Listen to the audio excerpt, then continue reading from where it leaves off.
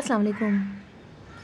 आज हम लेमन को सीड के ज़रिए ग्रो करेंगे और व्यूअर्स मुझे बहुत ज़्यादा इसकी फ़रमाइश आई थी कि आप लेमन को सीड के ज़रिए ग्रो करना सिखाएं और मैं सोच भी रही थी कि मैं सिखाऊंगी। और आज अभी थोड़ी देर पहले मैंने देखा कि फिर ये फ़रमाइश आई है कि प्लीज़ प्लीज़ प्लीज़ आप लेमन को सीड से ग्रो करना सिखा दें। तो मैंने सोचा चले ठीक है, लेमन भी रखा हुआ है और मुझे लगाना भी था, इसलिए कि देसी ये लेमन है और बड़े ज़बरदस्त का छिलका भी देखें काफ़ी पतला पतला सा है और जायके में भी बहुत मज़े का है और सीड्स भी बहुत कम इसके अंदर है। अब देखिए ये कट किया तो इसमें सीड नहीं थे, ये मैंने कट किया तो इसमें थोड़े से सीड निकले। तो जूसी बहुत ज़्यादा है और बहुत ज़बरदस्त है, तो मैं सोचा कि चलिए मैं आप लोग को सिखा भी दूँ और मेरे घर में भी ये ग्रो हो जाएगा। तो इसके लिए मैंने जो सॉइल ली है वो ली है मैंने अपने गार्डन की सॉइल ली है और समझिए कि मैंने इसमें 50% मैंने अपनी गार्डन की सॉइल ली है, थोड़ी सी मैंने 25% कोकोपीट ली है और 25% मैंने गोबर की खाद ली है। और आपको अगर लेना हो तो कोई सच कोई वो नहीं है, आप अपने गार्डन की सॉइल 80% ले लीजिए, 20% गोबर की खाद ले लीजिए और कंपोस्ट 20% ले लीजिए, जो भी है। और बहुत आसानी से लेमन के सीड निकल आते हैं, तो आप इसका ले लीजिए और उसके बाद हम इसके सीड निकालते हैं और सीड निकाल के हम इसको थोड़ा सा वॉश कर लेते हैं। ठीक है, ये सीड निकालते हैं, ज़्यादा सीड नहीं इसमें है, बड़े बड़े एक दो हैं, तो ये मैंने पानी लिया हुआ है और थोड़ा सा इसको वॉश कर लेंगे ताकि इसमें से जो इसका रस वस है वो ज़रा, और देखिए सीड इसमें ज़्यादा है भी नहीं, ये एक और है और इसमें से ये निकाल लेते हैं सीड।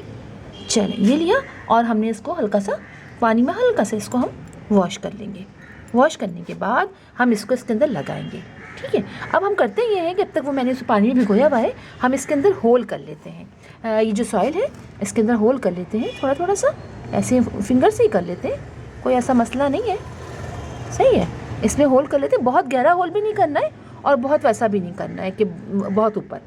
ठीक है, अब हम इसमें से ये सीड निकालते हैं कि करके और इसमें डाल देते हैं। तो अब देखिए मैं 1/2 इंच अंदर डालूँगी, मैं इतना बहुत अंदर भी नहीं डालूँगी। तो ये एक और निकाल लेती हूँ इसमें से। चलें, ये इसमें डाल देते हैं और एक जो है वो इसके अंदर और एक इसके अंदर डाल देते हैं और बस हम इसको हम ऐसे बंद कर देंगे।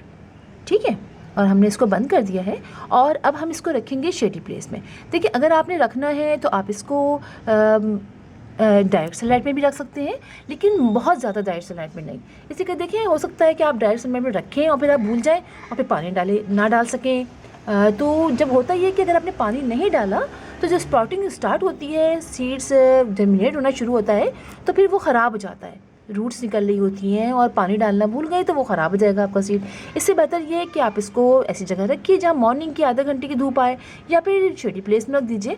तो आपके प्लांट जैसे ही निकलेगा उसके बाद आप ग्रेजुअली उसको आहिस्ता आहिस्ता धूप में ले जाइएगा, डायरेक्ट सनलाइट में ले जाइएगा। अब इसके अंदर हम डाल देंगे पानी। ठीक है, और पानी ऐसे डालें कि सीड ऊपर ना आए, अगर आ गए तो अब तो बात है। अब बहुत आहिस्ते से पानी डालते हैं, पहली दफ़ा जब भी हम पानी डालते हैं तो इतना डालते हैं कि नीचे से ड्रेन आउट हो जाए।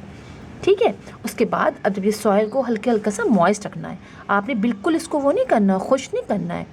सीड ऊपर आ गया था, इसको हमने अंदर दबा दिया और साइड से पानी डालिएगा ताकि सीड ऊपर ना आए। ठीक है, ये तकरीबन 10 से 15 दिन के अंदर आपका इसके अंदर सीड यानी स्प्राउटिंग हो जाएगी।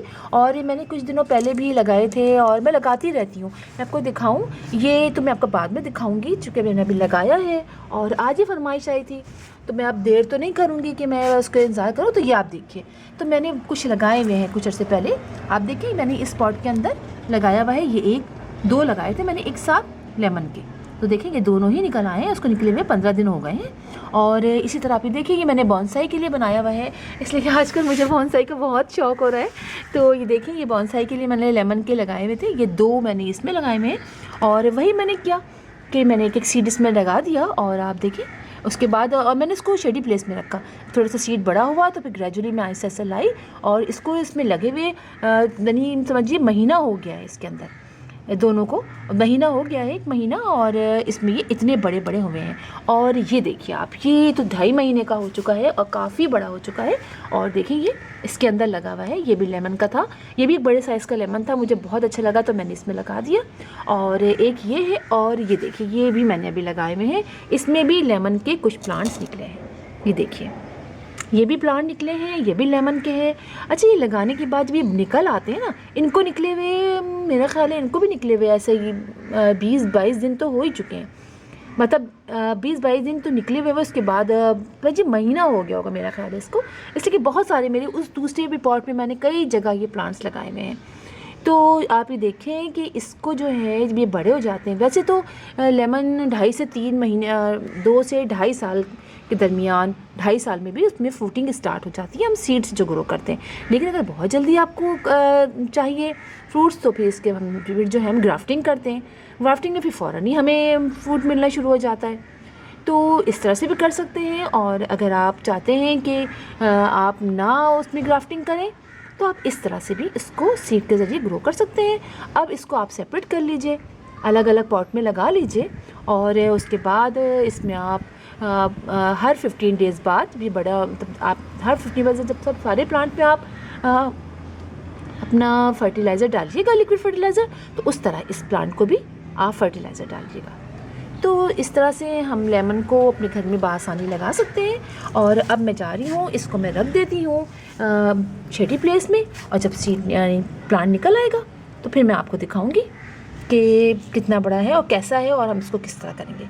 तो इस तरह से फिर इंशाल्लाह आपसे मुलाकात होगी किसी और वीडियो में, किसी और टॉपिक के साथ। तब तक के लिए अल्लाह हाफ़िज़।